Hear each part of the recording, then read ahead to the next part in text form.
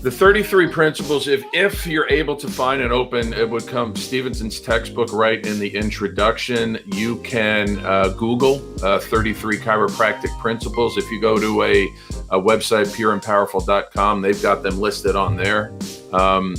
These are 33 principles that starts, we talk chiropractic is a deductive science versus inductive.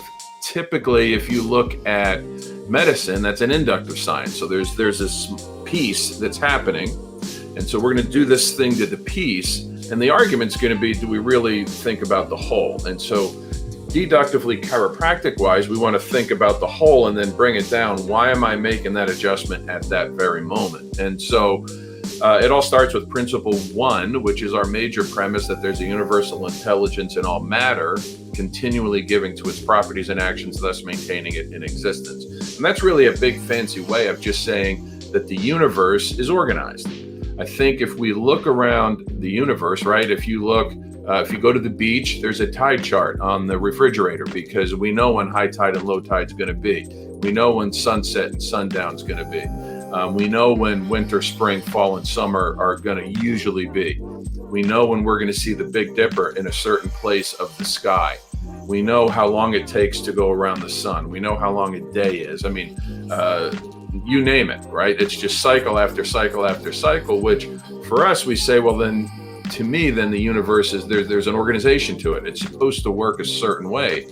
So the quick and easy of it is then we're going to whittle all of that down to when we deal with our patients and even ourselves is we're supposed to be organized as well. And so we call it that there's an innate intelligence inside us. It's this organizing principle that knows if I have a cut, I'm going to do the blood clot where that cut is. I'm not going to do it in my lungs. Or I'm not going to do it somewhere else. Or if I go outside, immediately my pupils are going to constrict because if it's a sunny day, or if I go inside, they're going to open up because I want to have more light coming in the eye. So it's really just an organizational principle.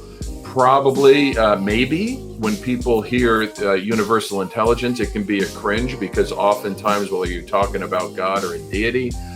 For me personally, it's not. It's for me personally, and this may ruffle some feathers as well, but oh well, is I see it, it's the blueprint of the universe. Now, the architect that drew the blueprint, that's a conversation to have in theology, not necessarily chiropractic. I mean, you can have it, but I just see that the universe is supposed to work a certain way, so I know that my patient is supposed to work a certain way, so that when I provide that thrust to the bone, now I can open up those channels between the brain and the body, and whatever choices the patient's making at that moment, they are living their very best life at that moment.